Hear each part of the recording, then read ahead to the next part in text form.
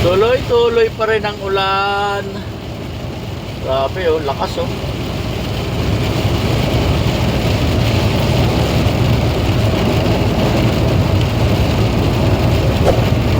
Malakas ang ulan. Baha na sa mga tabi ng kalsada oh.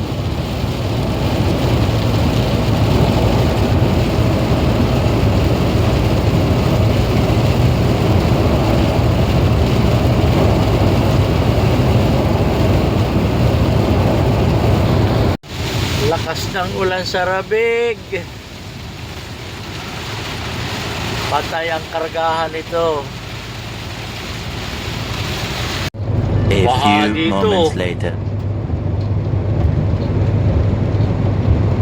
Baha. Lakas ng ulan kagabi. Oh.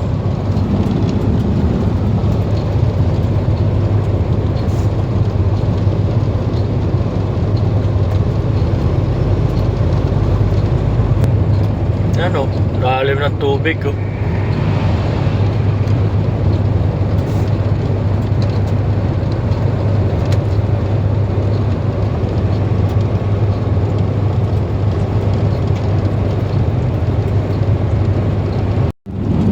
Ang haba ng pila ng truck oh.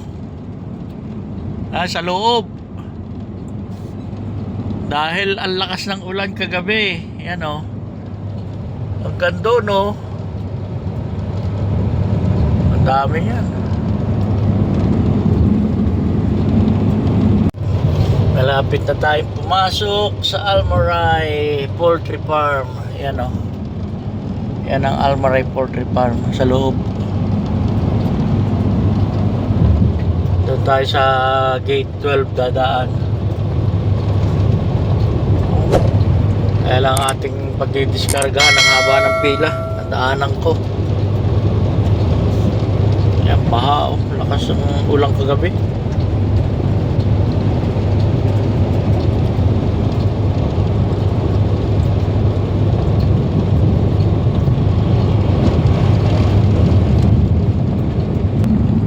Yan yung slaughter ng manok oh. Katayan ng manok.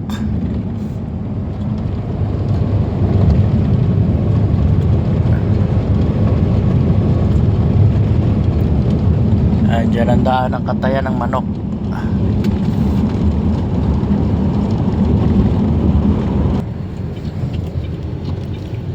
Papasok na tayo dito. Dito sa aming poultry farm.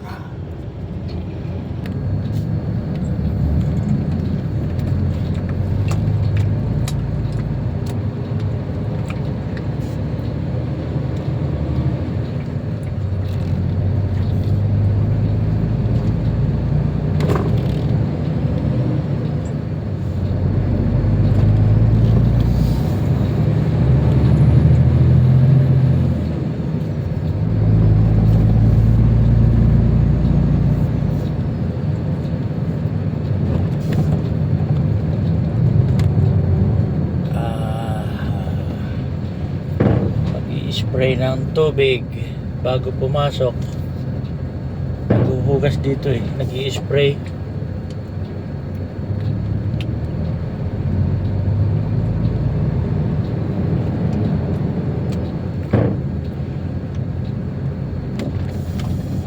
Walang spray. Tinamad na mag-spray ng truck. Siguro pag may virus lang, gulong na lang ang gamot. May gamot kasi yung tapakan na yun, tubig, para hindi makapagdala ng virus dito sa loob.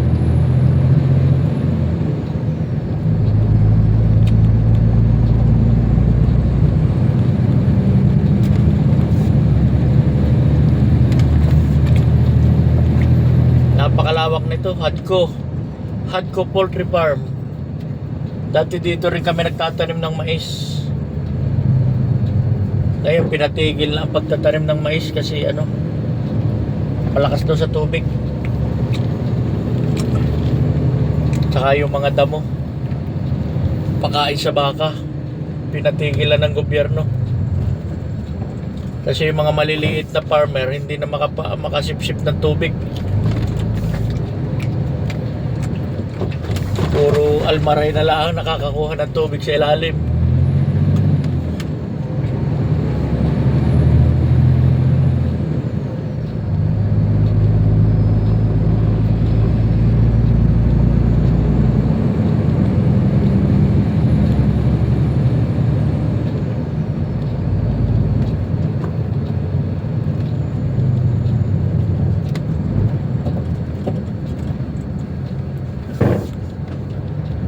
Napakalawak nito. Libong kilometer, libong ano ito, hektarya.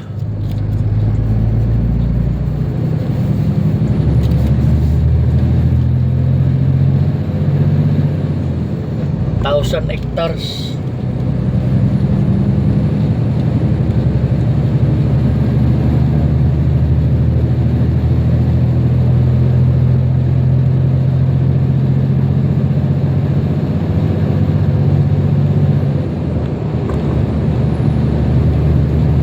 Makikita nyo ang pupunta namin at pupunta ako mamaya ang layo.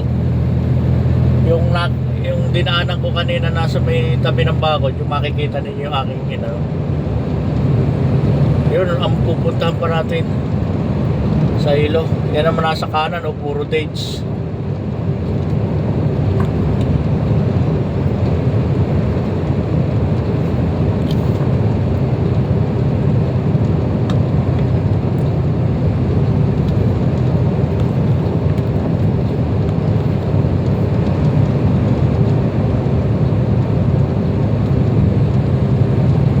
Tuwan-tuwa ang mga halaman kasi umulan.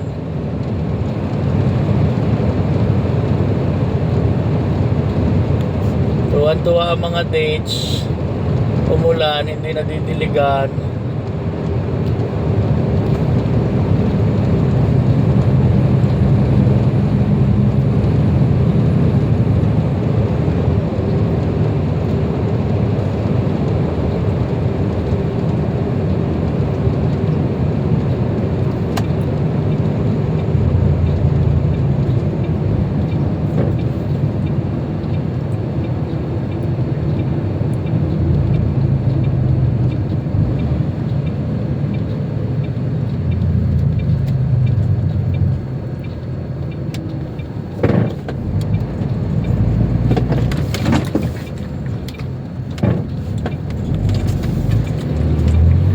Preno ako.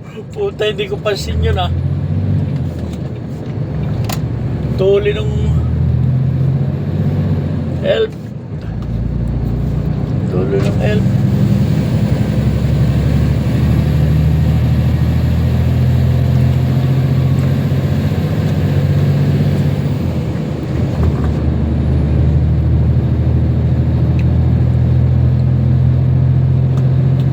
Baha sa mga tabi ng kalsada oh.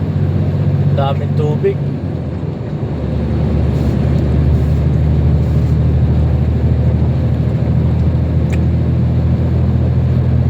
Hindi ko napapatayin to para makita ninyo ang loob ng Hadco Poultry Farm.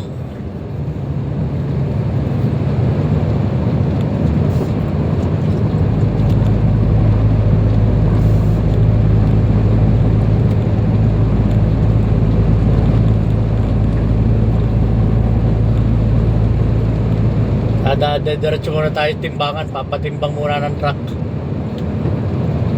bago diretso sa diskargahan.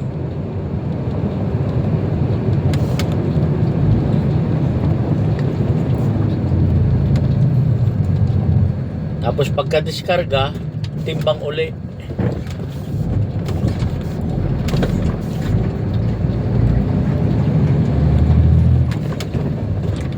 Ouch.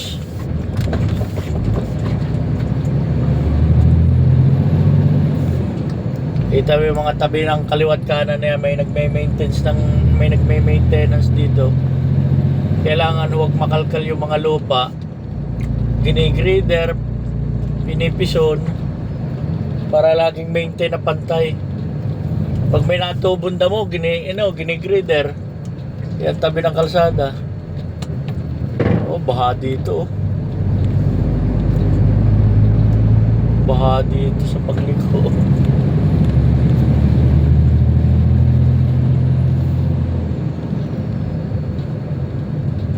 Yan naman diretso na yan, feed mill.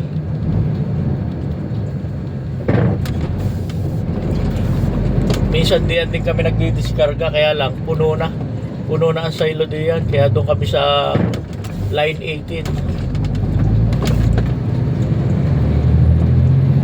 Sa kabilang silo kami nagdidiskarga, maliit na silo yun.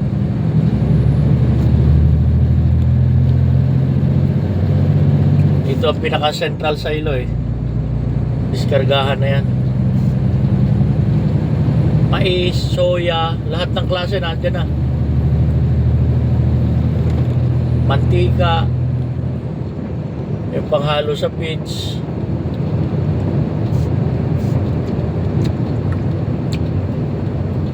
Itong elf na to, yan pala yung namumulot ng basura oh. Paikot-ikot lang yan dito. Namumulot sila ng basurang nalalaglag. Dahil dito wala man lang na anong mga plastic, wala. Pinupulot, may tagal pulot talaga ng mga basura. Yun lang ang trabaho nila, mamulot ng basura.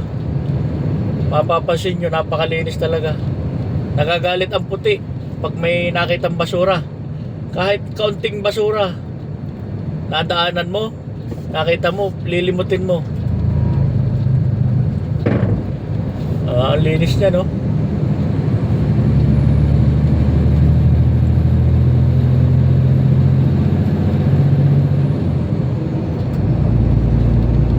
Wala ka makikita na kahit kaunting basura. Dati nga, yung pag may nakitang upos ng sigarilyo, pinalilimot. Pinatatapos sa basurahan.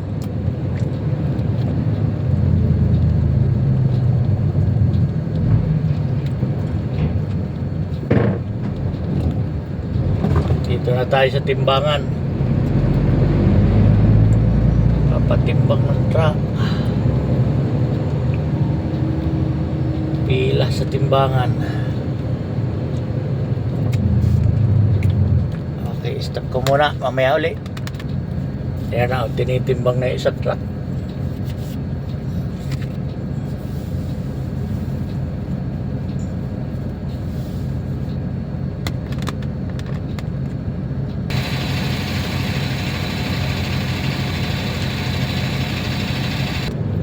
Okay na, natimbang na tayo. Diretso na tayo sa diskargahan. Yan ang feed mill. Yan ang feed mill. U-turn tayo.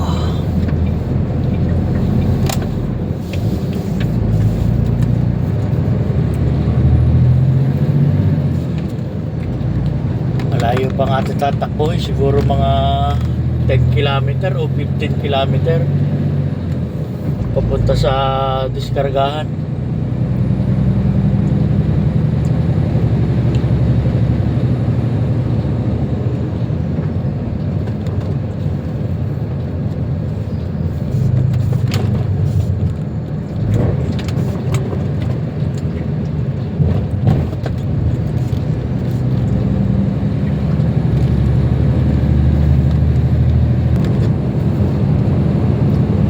Tayo sa diskargahan.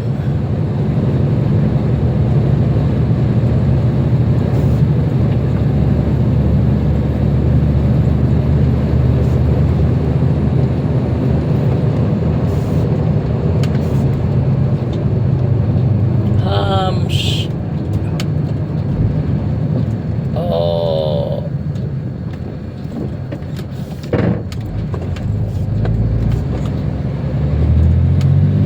Lalim ng tubig yan o sa kanan.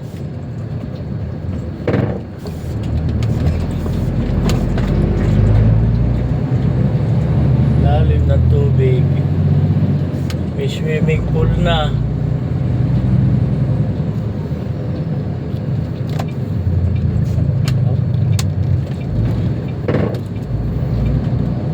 Tayo kanan.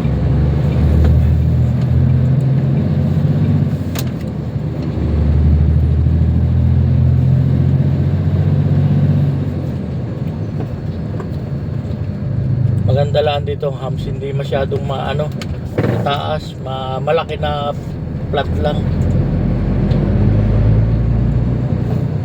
Maganda ang pagkakagawa ng hams.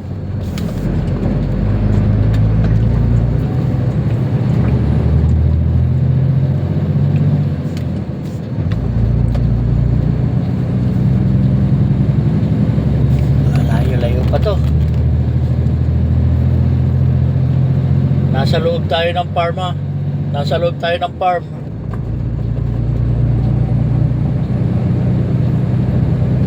Papakita ko sa inyo yung mga bahay ng manok. Abot kaya. Mga bahay ng manok yan oh. Maraming yan oh. Ang layo. Mga bahay ng manok yan. Oh.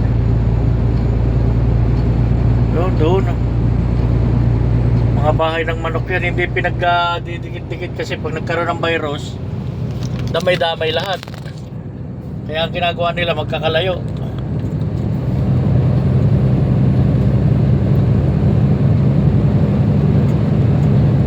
Ayan. Diretso lang tayo. Hindi ko napatayin para makita ninyo.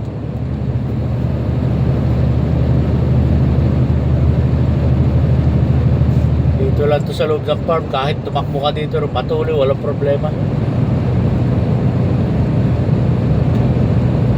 Kaya lang ngayon umulan, bawal tumuntong sa lupa ang gulong ng truck. Bawal itapak ang gulong sa lupa. Puro ispalto lang ang dadaanan kasi malambot ang lupa.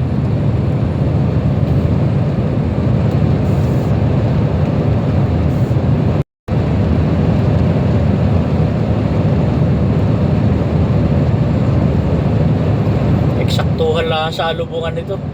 Karsada na to, eksaktuhan lang ang dalawang truck.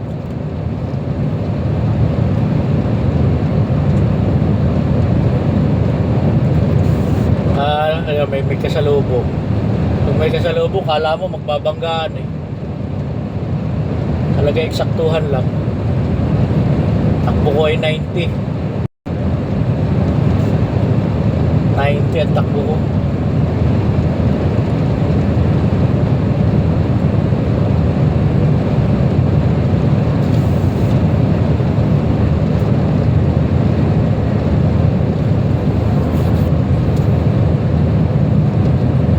Yan, galing na sa diskargahan yung truck na yan. Oh. Masasalubong natin.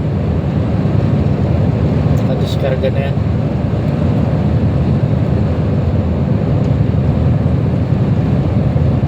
Oh, saktong-sakto lang. Saktong-sakto lang. Pakita ko. Ayan ang takbo natin, oh, 90. 90 ang takbo. Sa lawak ng farm na yan oh.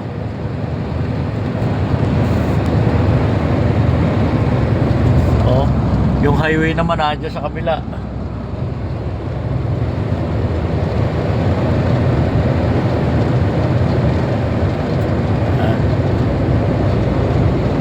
Maya na lang ulit. Update ko kayo mamaya pag malapit na sa diskargahan.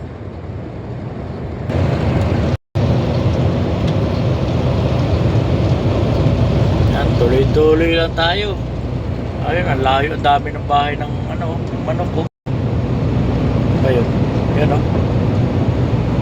Ang bahay ng manok.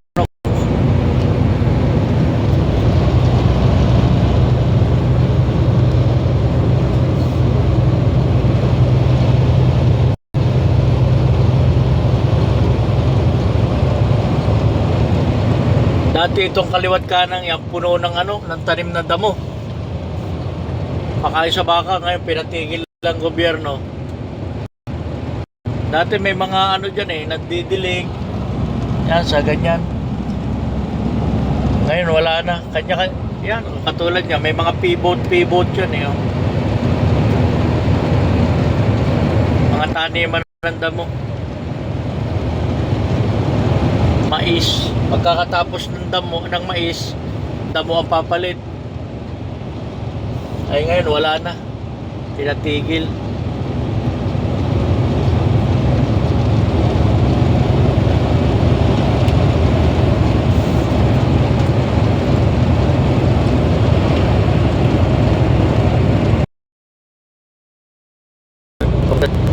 Tagalog. Uh,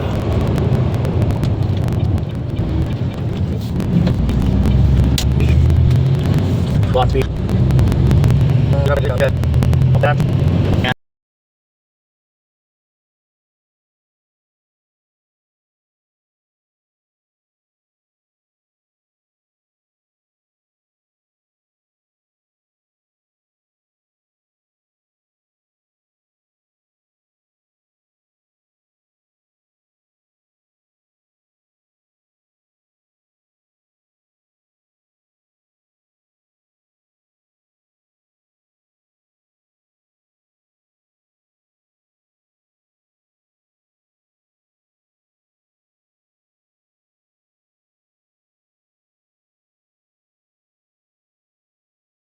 Ayan, ang pila ng truck, oh.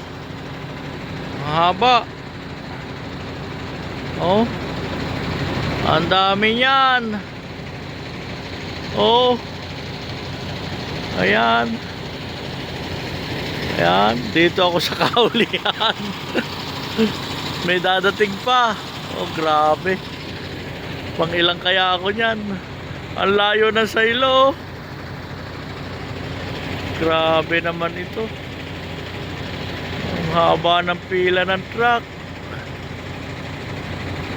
Oh.